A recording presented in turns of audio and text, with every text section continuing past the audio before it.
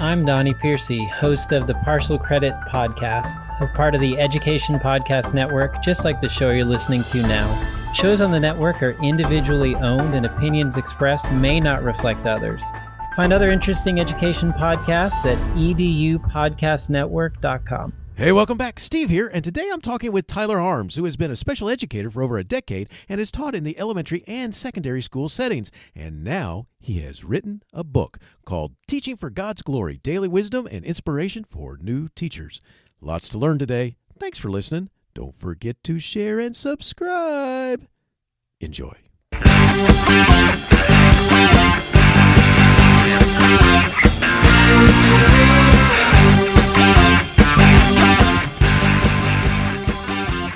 You are listening to Teaching Learning Leading K12, a podcast for educators, helping you help kids achieve their dreams.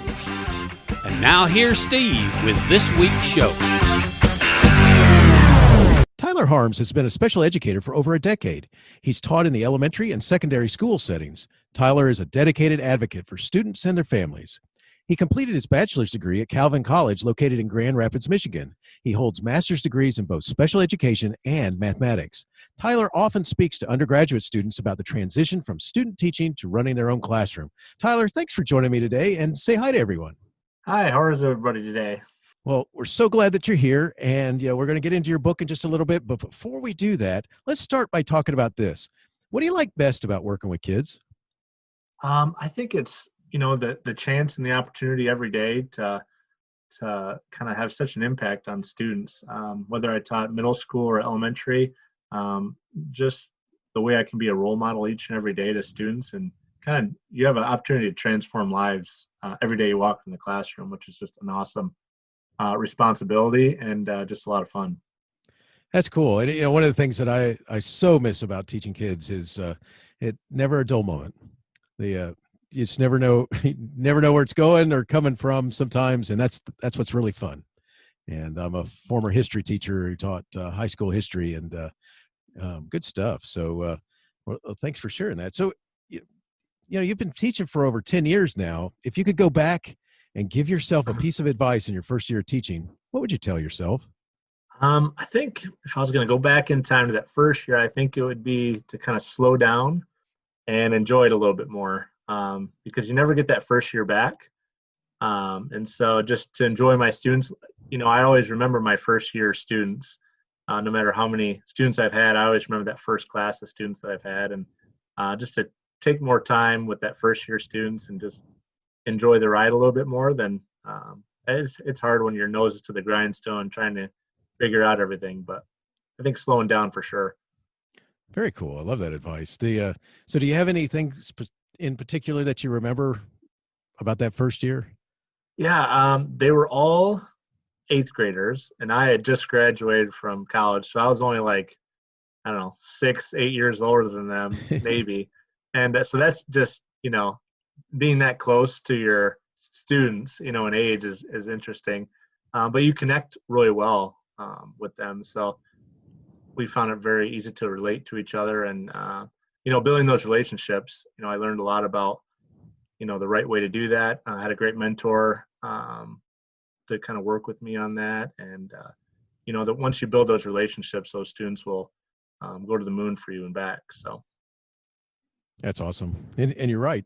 That's that connecting with them, building the relationships, good, strong stuff right there, and that's I love it. And it's funny just thinking about the first year teaching. Sometimes it seems like yesterday. Sometimes it's like, how long ago was that? But good stuff. Yeah, you're right. You don't forget that first group. That's for sure. So you're a special education teacher. You have 2 master's degrees, one in special education and one in mathematics. Which came first, and do you have a favorite subject or content area that you like to teach? Yeah, well, the special education master's came first. Once I started teaching, I just wanted to kind of dive deeper into the field. Starting with just a bachelor's is kind of like tip of the iceberg in terms of what you can study. So I wanted to get a little bit deeper in my knowledge of special education, and then the mathematics degree I actually needed.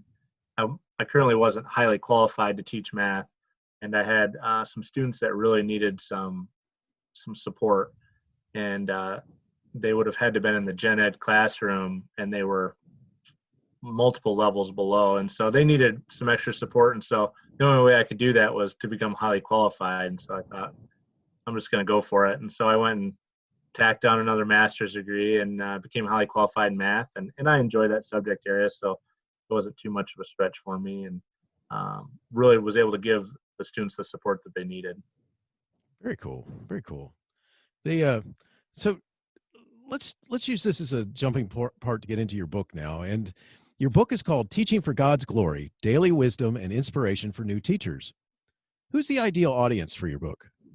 Yeah, I think anyone that's just getting the profession of teaching, even people who have been doing it for 3, 4, 5 years, even some veteran teachers, I think might find some refreshing perspective.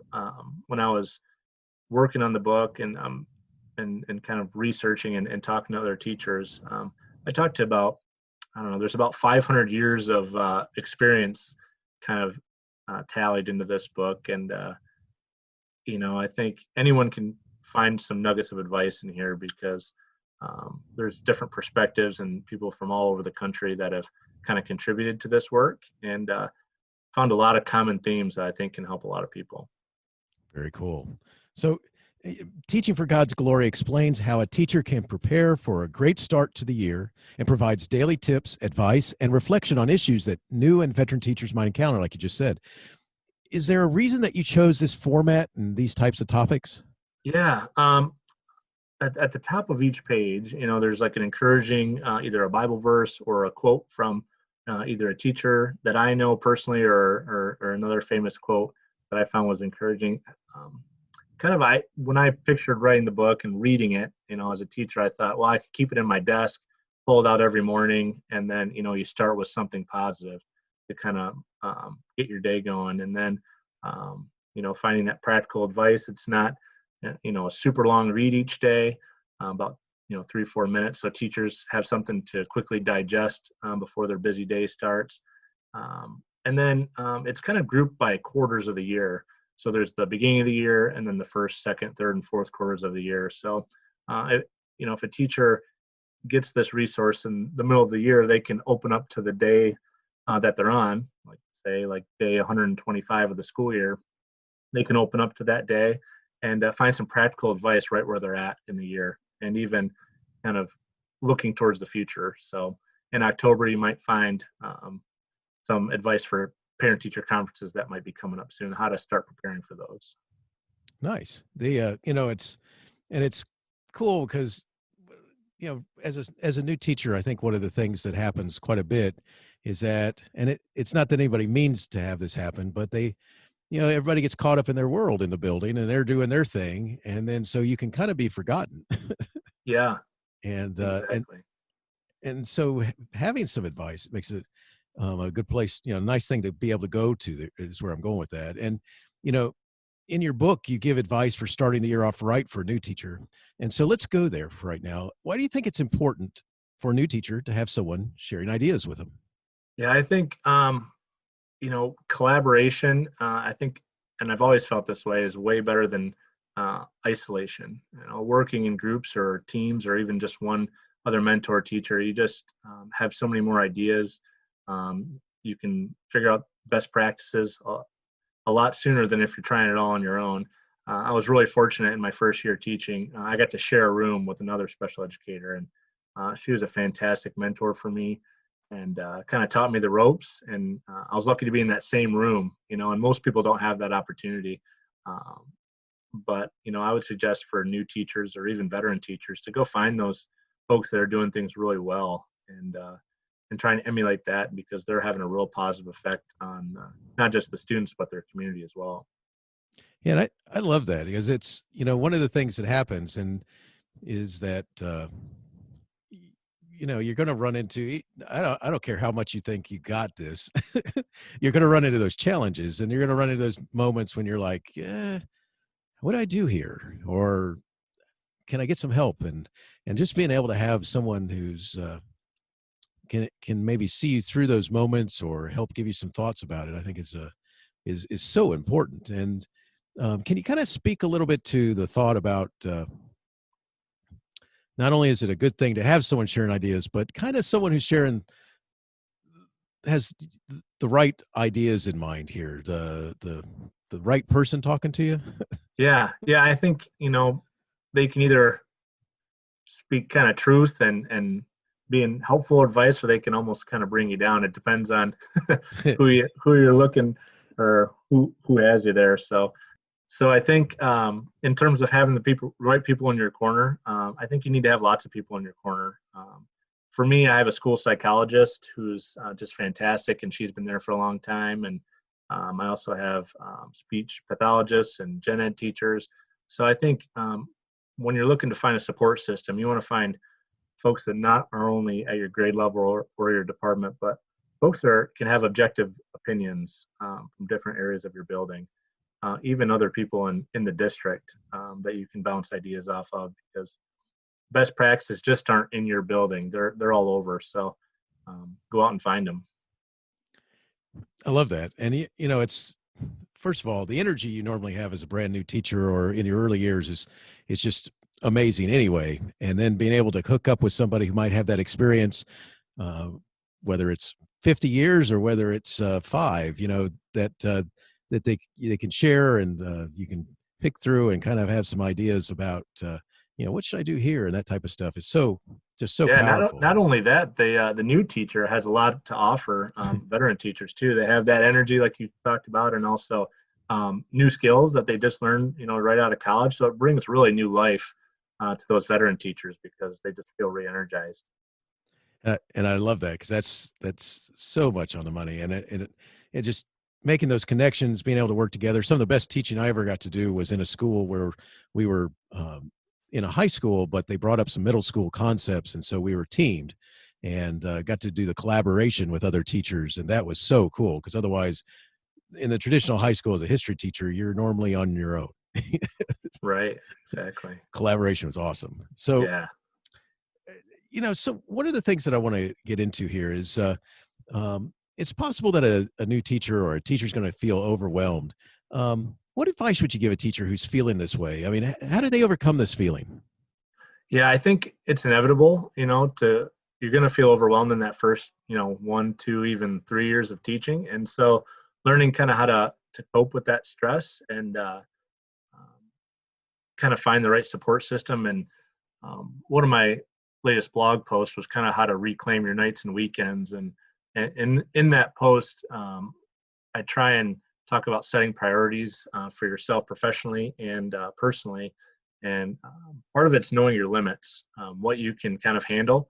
And sometimes as a new teacher, administrators or whoever will ask you to sign up for every committee under the sun because you're new and you have lots of energy, but you're also trying to learn curriculum and everything else and your students. And so just knowing your limits and what you can handle, and setting limits with parents sometimes is important because they might be contacting you all through the night. So, setting those boundaries and, knowing what you can take, and also find the right people to kind of help you along the way, because you just can't do it on your own, especially in teaching. Yeah, you really can. And I think that's one of the things that'll wear you down is if you do try to do it on your own, and some of the times it's just the energy of working with the kids, and you've got all this stuff going on, and next thing you know is it's just got too much stuff going on. And exactly, especially this time of year. After the holiday break, this is a long stretch, and here in Michigan, we didn't get as many snow days as we would have liked. We usually get 3, 4, 5 snow days. We only had 1, so oh my gosh, you can tell the students and the teachers are, it just is it's a great learning time because it's a great stretch of academic days together. But you got to be able to mix it up and have fun and find ways to rejuvenate yourself as well as the students. Very cool. And by the way, you just brought up something that I think is so cool, because you're in states where you do tend to get snow and have snow days, and I'm actually in a state where parts of our state we might get snow days, and the other parts of it we might be out because of severe storms and too much water overflowing rivers and things like that. It speaks a lot to when the kids get stuck inside or they're not getting outside. That in itself, I mean, how do you have any thoughts about, I mean, what do you have to do in the classroom if you guys have had a lot of weather and you're trying to get through something, because you know that possible that snow is going to be tomorrow or the next day, or how do you deal with that as a teacher? The antsy kids, does that make sense what I'm asking? Yeah, for sure. So we always, especially when you see like a severe weather warning, everyone kind of gets, and you just almost have to embrace it in a way, because the teachers look forward to it also in a way. Yes.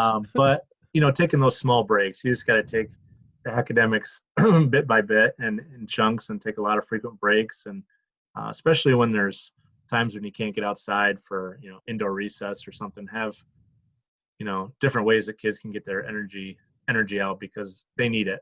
A lot of times now we don't have PE as much as we used to, and students may only get it a couple times a week at most. So they all need to get that energy out, and part of our job is helping them do that a little bit.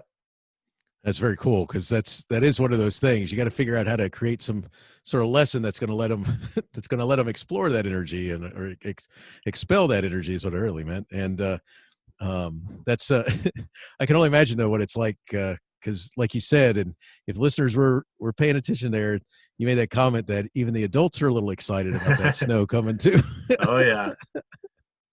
So it's got to be an interesting sort of what's the word I'm looking for? Like the energy in the building when the kids and the big kids are, it might snow tomorrow. It might snow tonight. Are we at school tomorrow? Will we be out for a week? The anticipation is, people stay up all night waiting to hear. And when we don't hear it, the kids are kind of grouchy the next day. So we got to plan that's for that funny. too.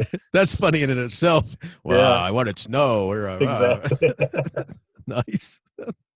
So let's talk a little bit about it, because I've seen where you've talked a little bit about this in your blog and your book. What thoughts do you have about working with students who are really reluctant learners, and and I mean in the direction of giving advice to teachers, other teachers, colleagues? Yeah, I think finding what really drives those students has been really beneficial for me. We talked about earlier just building those relationships, and that really starts on day one, and getting to know those students, talking to all the folks that have ever worked with that student, previous year's teachers. The family is going to have the most information that you're going to probably need. So, talking with those parents at the beginning of the year, spending time, with those students, greeting them at the door, just getting to know them on a personal level. Once you're able to do that, and they know that you're there for them no matter what, when you have to take a withdrawal out of their account, as they say, for academics or any other, discipline, things like that, you've already put a lot of deposits in their emotional bank, that when you pull a little bit out, there's still some left. That's cool, because I've worked with a lot of kids, and a lot of times, something you were talking about at the very beginning of the show was the importance of relationship and connecting with kids and such. And I think some of that pays off in there too. And but they can be a challenge, don't you think? For sure, every day can be a new challenge. That's for sure. Never a dull moment. Never a dull moment. I was telling someone a story today about I had a high school history class that I taught where it got divided by lunch. So, they'd come in for so many minutes, and then the lunch bell would happen, and they go to lunch, and they come back, and we finish out the rest of the class. Well, that's a lot of fun. And the funny thing is that I understand, I get it. The principal at the school, and having been a principal, I understand, you don't want to interrupt science labs or math for something like this. So not a problem. But as the history teacher, right, as you're listening to that story going, thank you very much. Yes, I understand your point, but at the same time. But anyway, my point is that when you have a special class like that has a whole group of reluctant learners in it, and they come for a little bit, they go to lunch, and then they come back. And I had to figure out different ways of creating engagement when they came back to get them refocused on class. And even though my question's not going to be about having to deal with lunch blowing up the middle of your class, Do you have any thoughts about helping teachers, how you help engage kids in what they're doing? Yeah, I think for me, it all comes back to those, like, building those relationships. So when I'm working with students, I'll kind of, if we're doing writing, for example, and we're doing a paragraph writing or something, while I'm helping them edit their paper, I'll have a quick conversation about how their day is going, what they're doing that afternoon. Just making those quick connections as you're, giving feedback and doing some coaching along with those students. And same with group work. Giving students opportunities to talk with their friends in a way that's going to be productive. Setting up ways for them to be successful, and trying to be a facilitator as much as I can, instead of just always driving the instruction. Letting them have a lot more ownership, and then just connecting with those kids is huge. That was a big part of what I had to do with that lunch class. I'll never forget that class. This was a long time ago, and there were a couple young men in that class who were fun to teach, but the energy they had after lunch was like, it was night and day. And what's funny is I was at an amusement park, one of these theme parks, a long way away from where I taught them, a bunch of years after, probably about 10, 15 years later. And I hear this voice, and I'm like, I know that voice. and and I turn around, he looks at me and he goes, Mr. Mileto. and as soon as he said it again, I was like, oh my gosh, you were in my history class, that lunch one. And he's like, yeah, I had to. I thought that was funny. He never got in trouble in my class, but it's just that unique voice, that same class period. Boom, Oh yeah. and there we were. And some students really amaze you, the students that you just wonder what's ever going to happen to them. And I had a student once that really struggled in a lot of the classes in middle school, and then he ended up graduating early. He had such Nice. and he came back, and even though I didn't think I had much of an impact, he came up to me and said I had an impact on his learning. And sometimes you don't find that out until years later. Oh yeah. So you just got to stay the course, and when you're working with reluctant learners, and you just do the best you can, and then you pass. That's why it's it's a long marathon. You kind of pass the baton on to the next person, and you kind of leave them better than where you found them, I think. Love it. One of the things that I want to get into that you talk about is, and you kind of sort of mentioned it just a little bit ago, that first parent teacher conference. What advice would you give a new teacher getting ready for that event? That huge I think, event. it is a huge event for parents and for the teacher. Yes. And I think for the parents, they will, being a parent myself and going to parent teacher conferences, I think you really want to know how your kid's doing socially, and how they're interacting with peers. And that's, on the parent perspective, that's almost number one priority. And so I think, putting my teacher hat on, I need to kind of think about that a little bit more. And so really bringing out positives, because everyone's great at doing something. And so sometimes you have to dig a little bit deeper to find those positive things, but always start a meeting out in a positive way, what you really enjoy about the student, what kind of talents they have, what they bring to your classroom. And then, you only have about 15 minutes or so. So, dive into the academics a little bit, but really show the parents and, the guardians that you really appreciate their student, that they're a joy to have in class, and that you really care about them, and deeper, more prevalent issues you can communicate at a separate meeting, or through a phone call, that sort of thing. But for parent teacher conferences, it's you want to build that great first impression, and make sure you're showing that you care. Very cool. Good stuff. That's being able to show that you care is so important. And it's funny because a lot of times nobody ever talks to you about how to have that conference. Exactly. That could be a whole course in itself, I think, in college. I agree with you. I think, because it's one of those things that and hopefully you don't say anything dumb, put your foot in your mouth or something like that. But at the you're thinking about that, as well as, there's some good pointers that people could give you. And I think just understanding that you're talking with a parent. I mean, I'll never forget one of my first ones. The parent, I didn't have children yet, and the parent who I was talking with decided that she was going to say the following. She said, "You don't understand. You don't have children." And I went, "You're correct. I don't have children." I still thought I was right, but but I always remembered that, because then when I became a parent and I sat in a parent-teacher meetings, then I really understood what she meant. Yeah, really, it really puts into perspective when you're putting on both hats. That's for sure. You got that right. Suddenly it's like, and that's why I'll never forget what she said, because it stuck with me all those years. Once I had my own kids, it's like, yeah, now I know what she was talking about. But good stuff. So, one of the things that I want to make sure that I talk about is that you've written a book, and it's so cool. I mean, Teaching for God's Glory, Daily Wisdom and Inspiration for New Teachers. So where'd your idea come from? And talk a little bit about how long it took to put your book together. Yeah.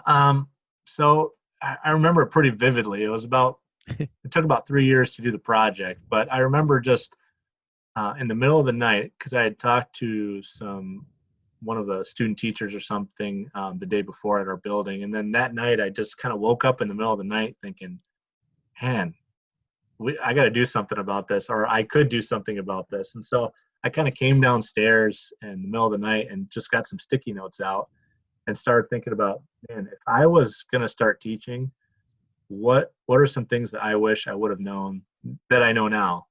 And then the sticky notes just kept coming and coming and coming. And I thought, wow, there's some cool stuff going on here. And I thought, wow, this is something that just has to come out, because it ended up being, the playbook almost for what I wish I would have known when I graduated college. If I had that in my hands, I think my first couple of years would have gone. They went pretty smooth, but I think they would have gone a lot smoother for sure. Nice. And so it really just transformed after that. And then, as I started talking to more educators, and some that had retired, some that were still teaching, just getting perspective from all generations of educators, I saw a lot of common themes. And so they all were kind of compiled together and put into this book. And, I think it's so cool that, when new teachers or veteran teachers get this as a gift or something, they can open it to any day of the school year and find something that's beneficial for them. They don't have to start at the beginning. It's wherever they're at. We kind of, meet them where they're at. And, I think that's something I really wish I would have had going into it. But I think that's the purpose of the book. And, I hope so far I've had a lot of great positive feedback from it. Excellent. And it's a cool book. Like you said, I wish I'd had it, because I definitely didn't have that. And what I really like too about it is, like, on every Friday, there's a spot to like do some journaling or, prayer requests, anything like that teachers want to make notes on their lessons. There's a spot to, to kind of write in, and funny things that students say that you just know you have to write it down. And then next year you can look back and kind of have those things. And I think it'd be cool, 10, 12 years down the line, if I would have had that book to look back and see what I would have tweaked or from a lesson, or what students would have said back then. It would have been a good keepsake, I think, for my first years of teaching. oh, most definitely. That would have been an awesome keepsake. I love that. One of the things that is really cool is that you also, not only did you start the project like you were talking about, but you finished it and you published your thoughts and words and deeds. How did you do that? How did you keep yourself going and finish your book? Yeah, it was a lot of starting and stopping. I've got 3 young boys, 6, 4, and now 7 months. So there's a lot of stopping and starting. During the school year, it's so busy with just trying to be the best I can be every day for my students and families. So a lot of times I put it on the shelf for a while, and I would kind of work on it during longer breaks, Thanksgiving, Christmas break, and spring break, that sort of thing, when I had a few free minutes. And then last summer, I really saw that it was nearing kind of completion. Then I kind of had to make a decision what I wanted to do with it, because it was just kind of in a binder sitting and looking at me every day. And so I thought, so I kind of sent it out to HarperCollins, and they, looked at it with me, and they thought, wow, this is a cool thing. And I think they thought I should get it published. So I thought, all right, let's go for it. So then we really fast tracked it. And I spent a lot of time with it in the past year, and making sure it was done the way I think educators would appreciate. That's excellent, because I know that that's the biggest thing that people complain about, is that they get this idea, they get going on it, and then somewhere along the line, kind of the energy runs out or something else happens, and then they got to get it back and get focused. And so that's cool. Yeah, So, I just think that motivation from the other folks that that accountability, my wife and HarperCollins and those folks just kept kind of cheering me on and kind of saying, yeah, this is really something that people need. So let's get it out there to them. awesome. Well, congrats again. So what I want to do is shift a little bit, because you have a blog called teachforgodsglory.com, and you have some really cool articles. And I just wondered if you just talk a little bit about your blog and share maybe one of your favorites. Yeah, for sure. So it kind of started as I started writing the book. I figured this is a great way to kind of go deeper on some of those subject areas from the book. And so I took some ideas and found some practical ideas for teachers around like stress management. Working with reluctant learners was another one. Kind of ways to kind of help students with ADHD. I think I did a 3-part series on that.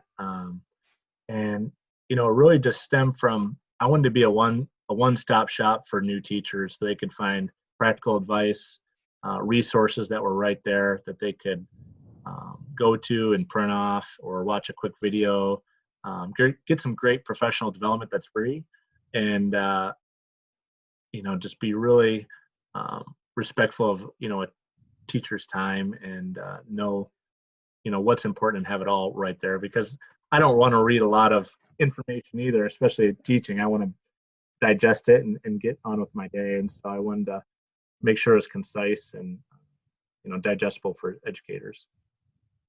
Excellent. Well, it definitely is great advice. It's a great blog. And you mentioned my favorite one earlier: reclaiming your nights and weekends will give you more joy in your work, which I love. That's a cool article, and just great advice there as well. So need to go check out his blog. So Tyler, before we go, if someone wanted to connect further with you, where would you send them? Yeah, my author page, www.tylerharmsauthor.com. That's kind of the homepage for the book, Teach for God's Glory. And on there's my related links page, and that's where you can purchase the book. There's a hardcover, paperback, and an ebook option for people who like to listen on their device. And then also there's a contact me page. And feel free to send me, drop me a line, and I'd love to hear from new teachers just to see where their journey is going, and any ways I can help. I would love to be in touch with them. Excellent. And I'll put the links all in my show notes, so that anybody listening right now can just go back to my show notes page, and there'll be all these links there to take you straight back to Tyler's website and to his social media links and so forth. So good stuff. So I've got 2 questions that I want to ask you to finish up. And the first one goes like this: if you had the chance to talk with an audience of 100 brand new teachers, what is something that you would want them to know or think about? I think if I was talking to a group of new teachers, I would tell them that no matter what the year brings, because there's going to be ups and downs during that school year, that your work matters, and that you really need to know your why of why you got into teaching. Knowing that will be kind of your foundation, and because you're going to have tough days, and so knowing why you got into the profession in the first place will be kind of your bedrock for the rest of your career.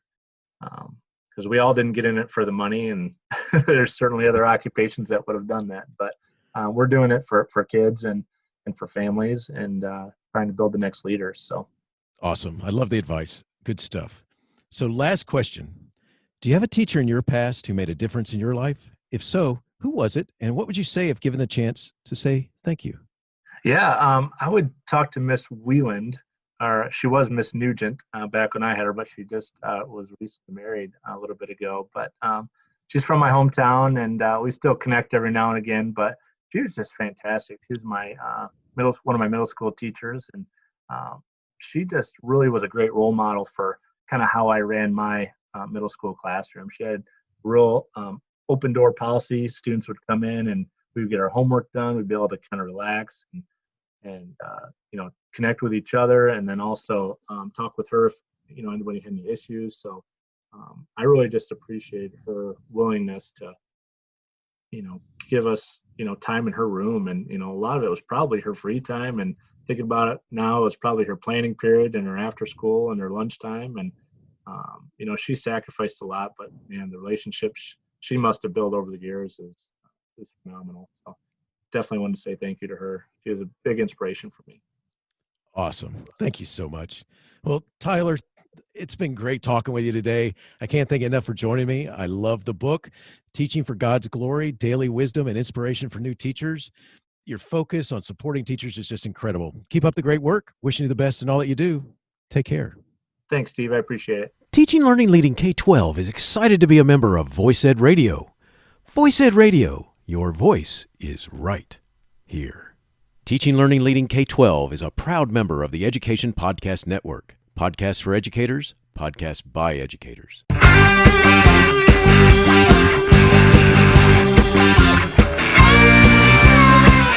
The opinions expressed on Teaching Learning Leading K12 are those of the guests and host. Teaching Learning Leading K12 is intended to share ideas, advice, and suggestions for classroom teachers and school administrators. Teaching Learning Leading K12 is produced for educational purposes. Thanks for listening, and I hope you'll share it with your friends.